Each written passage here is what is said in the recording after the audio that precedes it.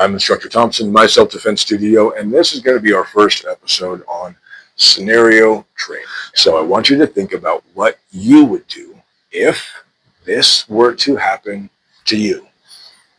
Let's begin.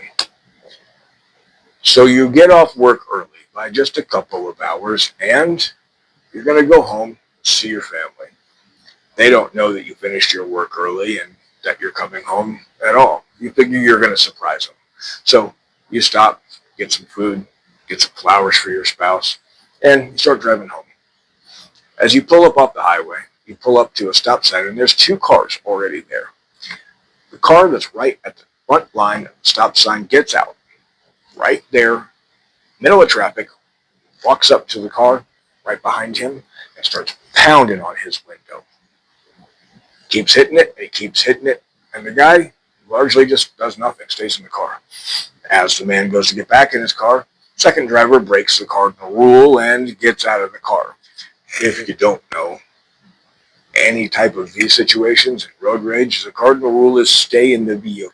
The best thing is to stay in the car, because even if you can take the person easily, doesn't mean that you don't get sued or criminal charges. Stay in the car.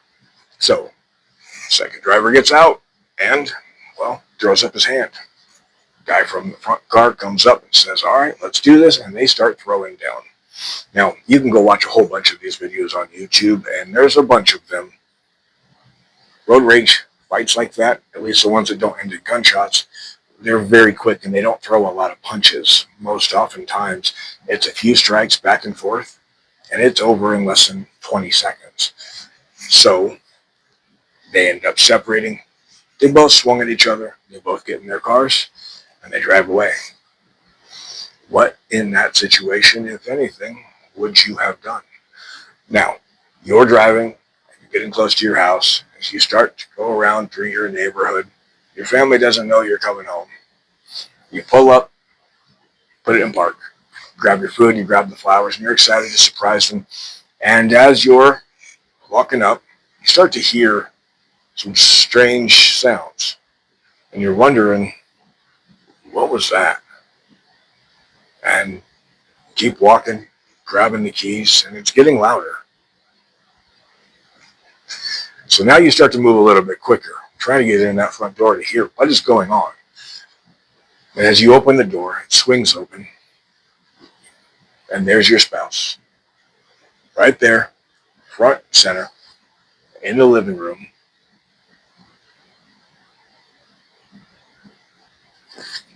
In the clinch position with a man who's wearing a ski mask. Not where you thought I was going with that, huh? What do? Now, the reality for most of us is that, we may call the cops in the first situation. We may not do anything because a couple of idiots got out on the side of the road, punched each other a few times, got back in their cars. They both drove away. It happened really quickly. It was silly and stupid, and nothing really came of it. Swap that story around just a little bit, and that second car, the one that gets out and throws her hands back up, that man comes back up, starts swinging again. Instead of a man, it's a 16-year-old girl. And that first man starts hitting her in the face. Changes a little bit about how you feel about it, doesn't it? What do? When we end up walking in and seeing that,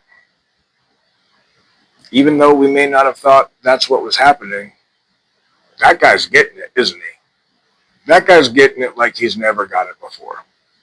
But that could also be a problem, because you are losing your cool instantly. Our perception of these things change how we act, how we behave, how we react, and if we are reacting or responding. You see, a lot of people like to think that violence is violence. A punch is just a punch, right? Doesn't matter if it's a carjacker, a mugger, or a home invader. Somebody's punching you. It's all the same. But it's not. It's entirely dependent on their intent, your intent, and the circumstances.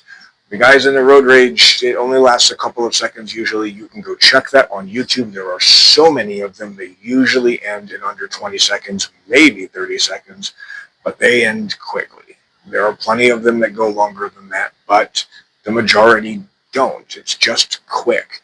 They get back in their car and they leave. That's all. In fight, flight, or freeze, you're not thinking normally.